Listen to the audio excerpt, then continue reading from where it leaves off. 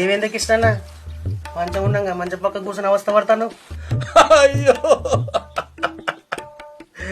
అరే ఏం చెప్పాలరా, చెప్పుకుంటే ఇచ్చేది పోతుంది, చెప్పకుంటే మానం పోతుంది సుమను. వాళ్ళని చూస్తే వాడకట్టి ఇచ్చేది పోతుంది. నీకేందే బంగారం లాంటి వదిన దొరికింది, ప్రేమగా చూసుకుంటుంది కాదు నీకు.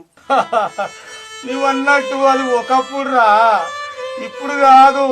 ఒక దయ్యం లాంటి మనిషి మా జీవితంలోకి వచ్చిందిరా. అప్పటి నుంచి మా జీవితాలే మారిపోయినాయి రా సుమను. నా పిల్లం లెక్కన లేదురా ఇప్పుడు. ఎవరికి చెప్పుకోవాలి రా ఈ బాధ. అయ్యో ఎందుకు బాధపడుతున్నావన్నా, అది నా సంవత్సరంలో చిచ్చులు పెడదామని చూసింది, కానీ నేను దానికి ఎక్కడ చిచ్చులు పెడతానో అక్కడ పెట్టినా. అది నా జోలికి కూడా రాదు. మన జోలికి రాకుండా చేయాలంటే నా దగ్గర ఒక ప్లాన్ ఉన్నది, నీకు చెప్తా. అబ్బా అవునారా, గదేందో చెప్పు రాదురా. ఏం ప్లాన్ రాది?